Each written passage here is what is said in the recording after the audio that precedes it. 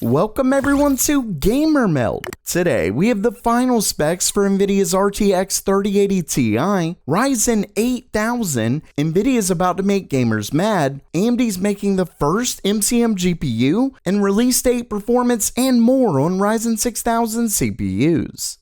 Okay, it's news time, and first up for today, we have the final confirmed specs for Nvidia's upcoming RTX 3080 Ti. Of course, that's no surprise given the card is expected to be announced in just a couple days. And make sure you're subscribed so you get all the Computex news as it's announced. Either way, this story comes from Tech Power-Up's own GPU Z tool and later reported by Video Cards. As you can see, it does feature 12GB of GDDR6X VRAM on a 384-bit bus. What's really interesting is that we finally get to see the reference clocks. As you can see here, it has a default base clock of 1365 MHz and a boost of 1665.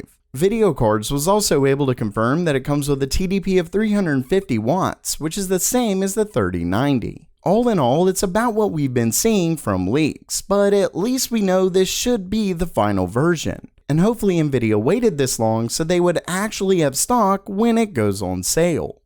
And of course, with all this new hardware coming out, make sure you get the best prices with today's sponsor, Micro Center, the store that's got it all. From custom water cooling to a huge selection of cases, CPUs, even motherboards. And the best part is that they're actual stores across the US, so you can see the products before you buy them. And Micro Center is the place I trusted for my first build years ago. To top it off, they have a custom PC builder, so you know you're getting the right parts. And you can even have an expert assemble it for you the same day. Oh, and did I say best prices? Because Micro Center consistently has some of the best prices in the industry. Oh, and for a limited time, when you use my link in the description, you'll get a coupon code for a free pair of wireless headphones with no purchase necessary.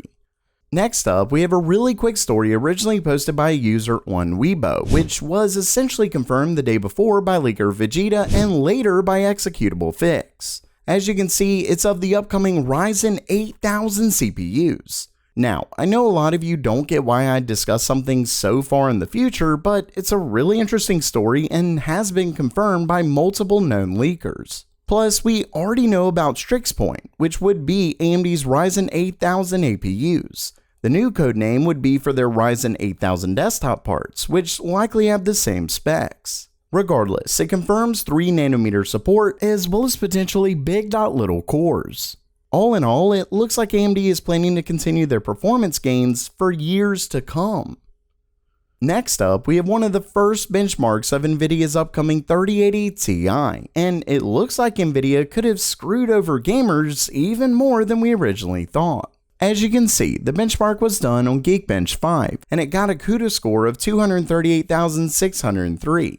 What's important about this is that it puts the 3080 Ti right in between two 3090 scores. Basically, it looks like the 3080 Ti could be nearly identical to the 3090 in terms of performance. Of course, this is focused on CUDA performance, but the main difference, besides less memory, is the lower amount of cores. Then again, the 3080 isn't much of a difference from the 3090 with its far fewer cores. Basically, if the 3080 Ti goes on sale for the rumored $1,000, 3090 owners likely won't be too happy. Then again, Nvidia could have never predicted AMD's 6900 XT. And hey, if you're one of the two people with an 8K anything, maybe it was still worth it. Next up for today, it looks like AMD could in fact be the first company to release an MCM GPU. If you're not sure what I mean, MCM or multi-chip module is essentially what AMD does with their Zen CPUs. By combining multiple smaller dies to make one chip, they're able to easily scale up while maintaining great yield rates. Nvidia is rumored to do it with Hopper, and Intel is already confirmed to be doing it on their Xe architecture.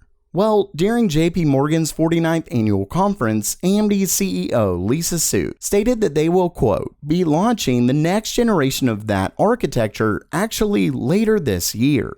And by that architecture, she's referring to CDNA. Well, we've seen from multiple leaks claiming the CDNA 2 GPU called the MI200 is going to be a multi-chip module. I'm talking from a Linux patch to one of the best leakers out there, Komachi. Basically, while Intel has been talking about their upcoming MCM GPU, AMD could in fact be the first to release one. And if it's like the MI100, it'll likely be the first desktop MCM GPU. And lastly for today, we have a huge story on AMD's upcoming Zen 4 based CPUs. I'm talking release, performance, and more. Remember that Zen 4 is AMD's 5nm base parts, and for now, we'll call it Ryzen 6000, as recent rumors claim AMD cancelled Zen 3 Plus or that it was never a thing for desktop. Either way, let's get to the story. This one comes from Moore's Law is Dead, and starting things off, he claims that we can expect an IPC increase of over 20%, which is huge. Remember that IPC is while you're at the same clock speed, though it is application specific. This number is likely an average, but over 20% is a big deal. Not only that, but Zen 4 gets 50% plus performance per watt to Zen 3, specifically when comparing their EPYC CPUs. Next, he claims that while chiplets include the same 8 cores, AMD has Ryzen parts with up to 24 cores. The issue is that they aren't sure if AMD will actually release them, and if so, they won't be cheap. Other sources seem to claim that 16 cores will still be the max that you can actually buy. Next, you can see he discusses some of the rumors from Executable Fix that I recently went over. Earlier in the video, he made it clear that he believes Executable Fix is accurate, but that AMD is still working to finalize things. So that means we should expect DDR5 at up to 5200 MHz, which is definitely going to be a big deal if the Infinity Fabric can keep up.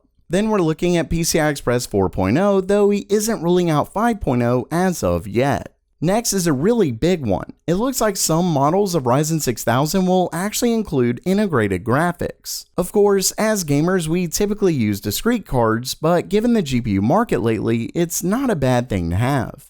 And finally, we have an expected release of sometime in Q3 of next year. Now, that's obviously a ways away, but there's a chance it could launch in Q2, but also potentially Q4. Basically, expect it sometime late next year, but AM5 boards could actually begin launching early next year with AMD's new APUs. Overall, the wait does suck, but Zen 4 definitely looks to be worth it. Time, as always, will tell. So while that does it for today, are you excited for Ryzen 6000 or are you ready for MCM GPUs? Let me know down in the comments below. And if you liked the video, please subscribe. And as always, have a great day.